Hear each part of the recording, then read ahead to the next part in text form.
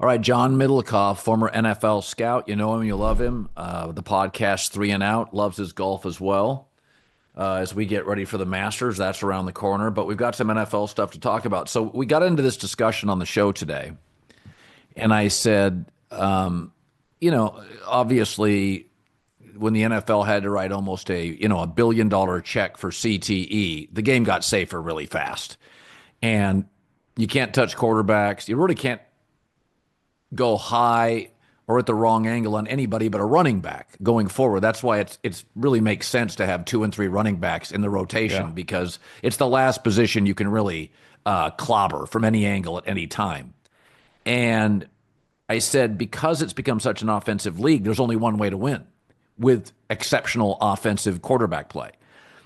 And I said, here's the thing about Shedeur Sanders. If you're Cleveland, if you draft him, he is at best the third best quarterback in that division. He'll never be as good as Burrow. He's not that kind of prospect, and he's not Lamar Jackson. If the Steelers hit on a quarterback in the next 2 years, he could be four. He's not an exceptional athlete, not an exceptional arm. And if for instance the Giants wanted him, he's not going to be Jaden Daniels, and he's not special athletically like Jalen Hurts. He may be better than Dak, but again, he would be third best quarterback in a division.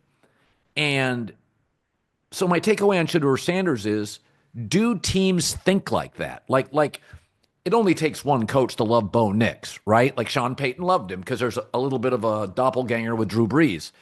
But when I look at Shedeur and I like him, I can't argue that Burrow Lamar, Shedeur is three.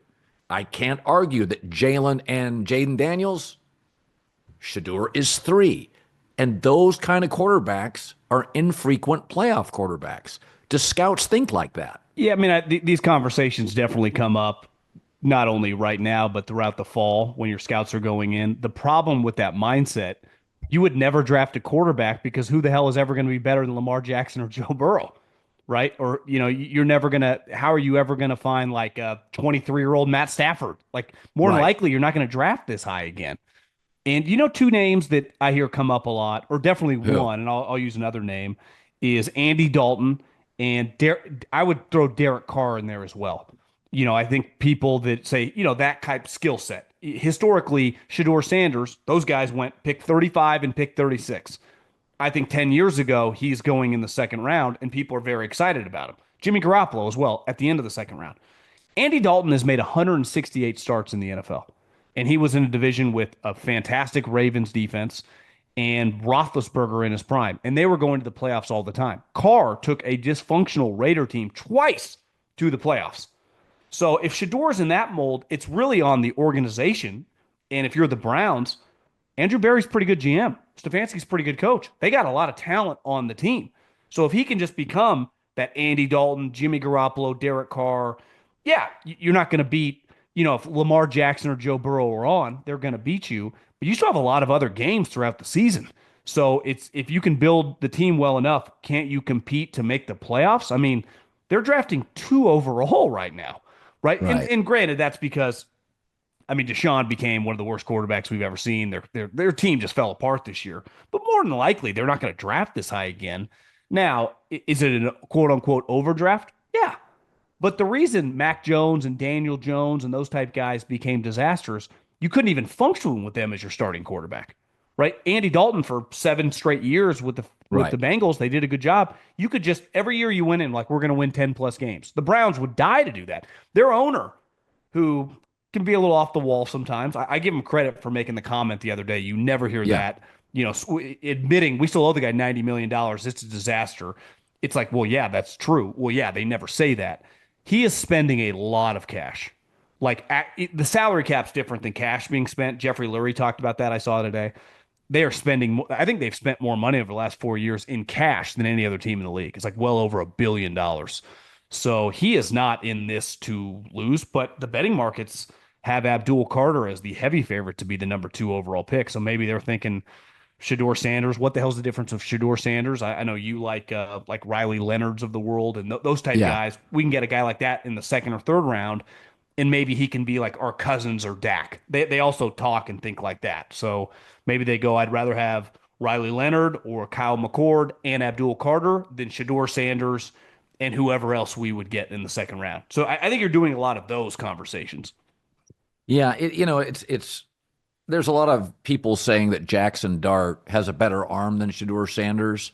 So you might as well just wait and draft Jackson Dart, although I would say he's not nearly as accurate as Shedeur Sanders, and accuracy to me is like a real thing, Yeah, it kind of maybe matters. the most important thing.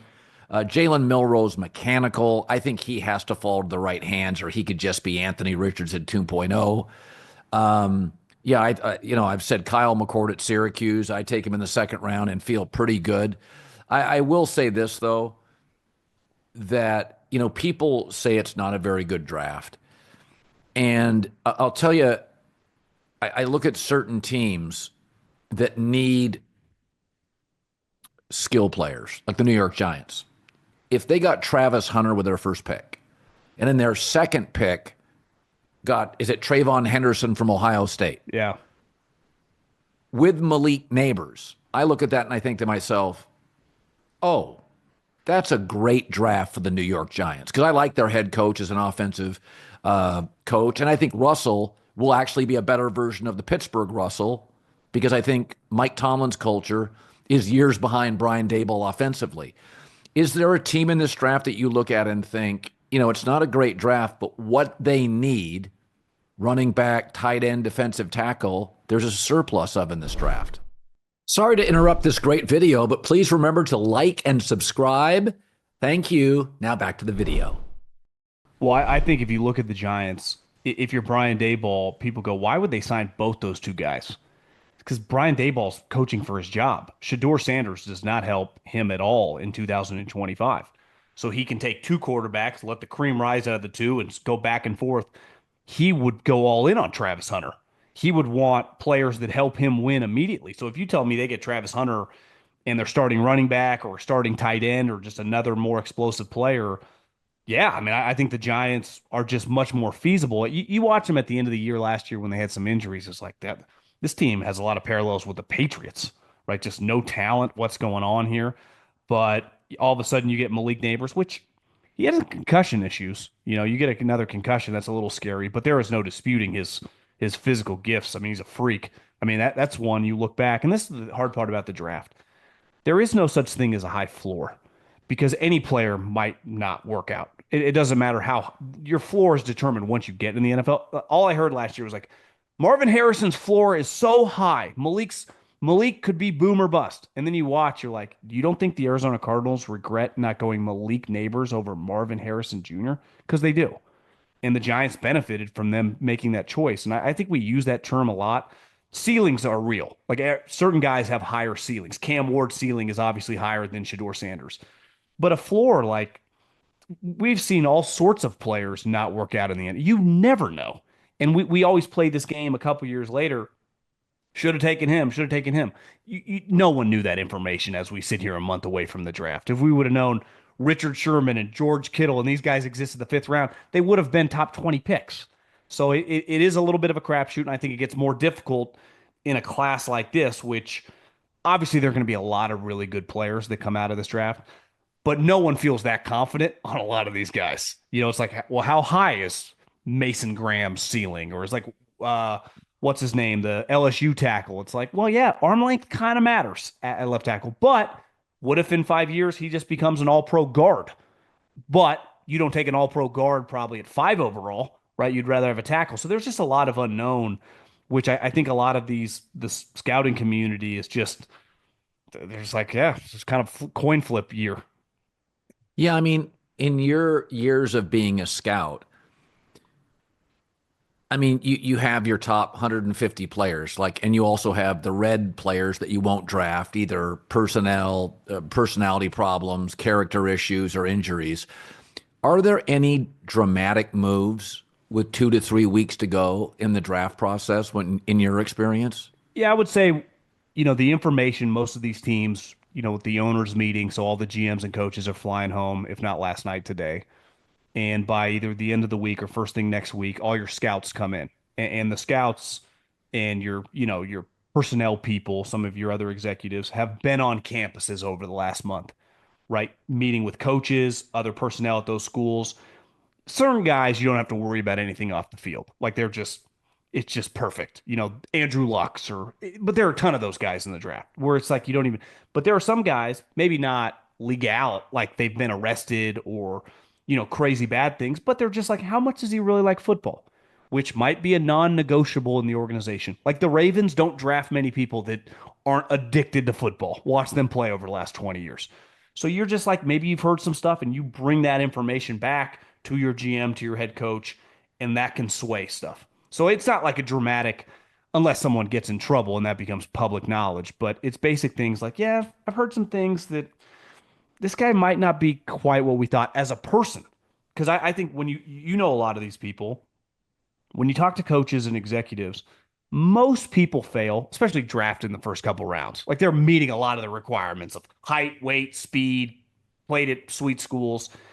It's usually the person that fails. Focus, screw around, not Yeah. dialed in, doesn't really like football. Football's not like baseball where you just get to play every day, or basketball where you play 3 times a week. You practice basically 5 days a week and you play once, and you only hit 17 of those games.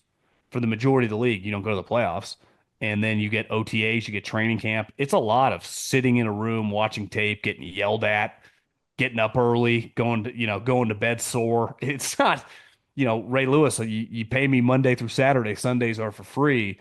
There's a lot to that. It's why the best players typically are football addicts at all the positions, right? The JJ Watts, the Trent Williams, that you just go around, George Kittle, at every Travis Kelsey forever, all the Patriot type guys. The human being, but you got to be careful with overvaluing that because you do need to be able to play. And that's, I think, Belichick got in trouble at the end of his career. So it's hard. I mean, you run a company hiring people. You've had a lot of people on your show for years before even the volume. You're dealing with human beings with a lot of pressure, with a very public job. We all shit on it when guys miss, and it's fair sometimes, but it's also like this is really, really difficult to, pick a guy. I hear this a lot. Why can't the Chiefs find a tackle? Well, it's like, guys, they draft 31 or 32nd every single year. They don't have that much cap space. And I don't know if you've checked free agency. Usually Hall of Fame tackles don't hit free agency. It's like, what do you want them to do? Like Lane Johnson isn't usually sitting there at pick 32. And when you're drafting at pick 32, you're also drafting at the end of the second round and the third round. It's much easier to draft when you're the Titans and you dictate every round than it is when you're the Bills or the Ravens or the Chiefs.